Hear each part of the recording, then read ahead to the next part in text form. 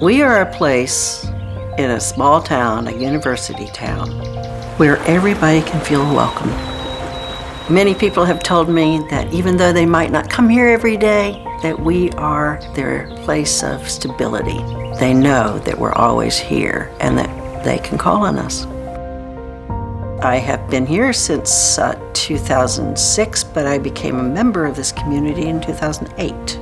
My name is Sister Hannah, and I am the prioress of the Sisters of St. Mary here in Sewanee, Tennessee.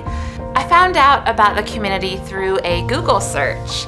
Episcopal convents near me and the community in Sewanee came up. I would say that the main reason I'm a nun is that from a young age, I fell in love with the daily office. And the daily office is the rhythm of prayer throughout the day. I'm Sister Elizabeth Mills of the community of St. Mary's, Southern Province. Believe it or not, I got my vocation at the age of 7. I remember almost exactly sitting in the chapel in 2nd grade and thinking, I want to be a sister when I grow up. I think it started when I got jealous of the sisters, that they got to do this chapel life every day together. The ways I could picture myself serving as a priest sort of got smaller and smaller until this was pretty much it. We get prayer requests from the internet, from here, from everywhere. They know someone still believes in God, you know, and lives it every day. So I don't know if you got to see the 10 Decades of Praise. Basically a history of the first 100 years of this community. It was written in 1965. These are all the oldest books that were close to falling apart, but a lot of these are from early 1900s. This place was a school, but also a little bit of an orphanage. And we had somebody come with her grandmother. She's a little older than me, and she wanted to know some relative of hers way back when who ended up at St. Mary's and then left. Here's the dates you want to look for, and they actually found her name. So that was really cool. Our community is the oldest group of Episcopal nuns in the United States. We were founded in 1865. Our foundress, Harriet Starr Cannon, had a friend who was the bishop in Tennessee, Charles Todd Quintard, and he wanted her to send some of the sisters down to Memphis to help run a school. There were a lot of Civil War orphans. He had heard about Mother Harriet and the community of St. Mary's, so he contacted his old friend and said, would you consider to help us with the Civil War orphans and also to start a school for girls? It ran successfully for a few years, but then there was a yellow fever epidemic. There was only a few casualties. They got hands-on nursing skills and it was okay.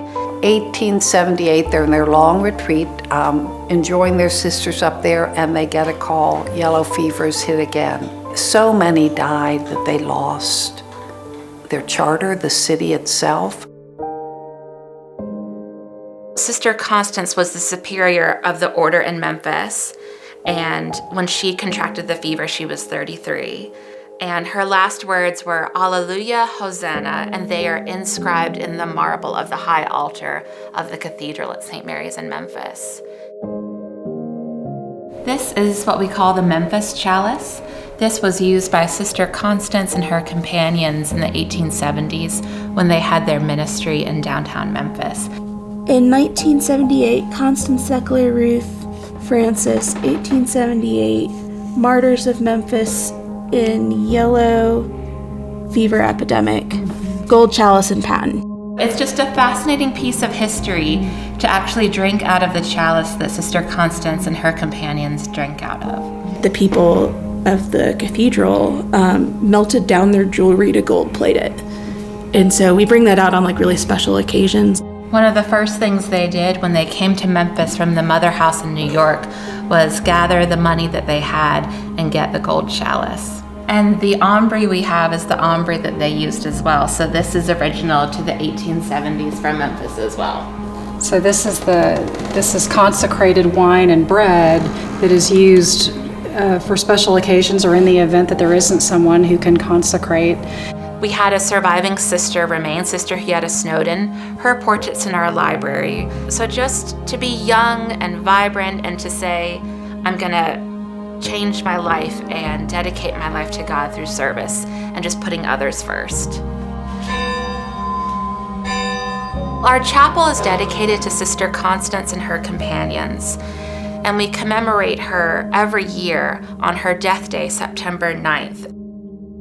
If I were describing it, it would be prayer, community, and service. I think the service aspect is what really drew me to this life. Since the 60s, Benedictines have reformed how many offices they say every day. Most communities only say 4 offices a day. The noon office is a compilation of what used to be the little hours. Those are the structure of our day, every day. Everybody's welcome to come to them. It is a time when we lift the prayer of the church for everybody. The 3 vows in the Rule of St. Benedict were obedience, conversion of life, and stability. So stability to these people, to this place, obedience, listening to God and the superior and each other, and conversion of life, you commit to never having all the answers. You're always learning, always growing. The Rule of Benedict is many centuries old, and it's still considered one of the wisest documents outlining a way of life that can bring you closer to God. So Benedict was gathering people of all different social ranks back then, and he's like, the social rank is done. You're all gonna live and work and pray together. He was embodying the gospel in that sense, just in how they were living. Benedict says, seek God first. Once your primary love is established, everything follows from that with balance, with understanding, with harmony. One of my favorite lines is, the divine presence is everywhere. You can find God when you're pulling weeds out in the garden just as much as you're praying in the chapel. So it's that idea of everything is sacred. You're not containing God to one particular part of your life. When you go to Benedictine communities, you'll see Ora et Labora on different pieces of art in the convent, monastery, or grounds. It means prayer and work. That's what it means from Latin to English. It's a balance of work and prayer and study and rest, and all of them are equal avenues for the divine, the sacred. It is like a touchstone that we come back to, remembering why we live this way. The mission of the Community of St. Mary is caring for mind, body, and spirit in creation. And so we do that through promoting sustainability through our organic garden and program internship. We have always had a garden here, and so we started with a garden. We cleared some land and we developed a lavender patch. All of that grew out of the idea of creating a program that would help young people decide what they really wanted to do with their lives. What was their passion in life? The internship is really focused on helping us to develop personally and spiritually, giving us a balance of work, study, prayer, and rest. When I mention I'm moving to an Episcopal convent, the first question that comes up is, we have those? Even when I joined this program at my own Episcopal campus ministry, a lot of folks were really confused because they had no idea that we had nuns. They'll either come for 3 months of the summer or they'll come for 9 months of the school year, sort of take a gap year. They often have these career plans and things they're gonna study, sort of like, they have their elevator speech, and that's what it is.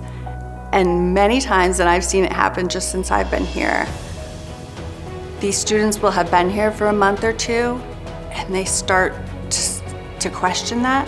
And they say, no, that's what that person wanted me to do. I don't actually think that's what God is calling me to do. It's absolutely incredible that every morning I have breakfast with people from throughout the Sewanee community. Today is biscuit and bacon day, once a week. It's focused on helping you to sit down and think about how you want to serve your community. By discerning in community, you're opening yourself up to different perspectives. And it's also interesting to note that participants in this program come from a variety of backgrounds, including non-denominational and even Unitarian Universalist folks. So it's really encouraging people to figure out what they are called to do. To first listen, you have to be humble enough to kind of shut down that ego, learn from somebody else, and be willing to be changed and transformed by what you hear. And they leave with another path, and a path that's actually been discerned patiently and prayerfully. I have found that structuring my life around a rhythm of prayer has been so transformative, really helping me just to see that the center of my life is not how much I produce or how much work I get done in a single day, but instead glorifying the God that I love, and everything else will come into peace.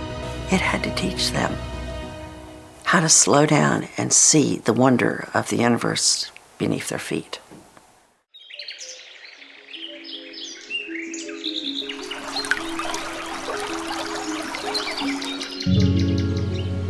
I have always known God in the wind. I have always known God in water. To see ourselves as not above creation, but as a part of it, is something that this environment offers me every day. Every day I look out the back window of our convent and the clouds roll in, and it makes me remember the Transfiguration. And there is a sycamore tree down the way. In the time when the Cherokees still lived here, they would have meetings there. I always think of that tree as an elder. I think because we live in a fast-paced world, it's important to be intentional with times for silence and solitude and stillness. You know, people will say to me, "Why on earth did you choose this life? You know, this is just crazy." And I say to them, "Well, no offense, but sometimes I think your life is crazy." We love hearing people's stories. We love hearing people's prayer requests. There's so many hundreds of years of monastic wisdom that people just don't even know exist. Christianity, it mandates community. When that's embodied even in a small place like St. Mary's Convent, they pick up on that and they see that and they tell us the peace that it brings them. And then when they go home to their communities or their families, they're bringing some of that peace with them. We do take time to do things together. I mean, that's part of our rule of life. I am because we are. We have an extreme privilege, really, to be able to be available to people. We have designed our life to be able to do that. If you're ever in town, please come by and visit, and we'd love to pray for you, support you on your journey. Our life is a life of prayer and service. We'd love to support you right where you are.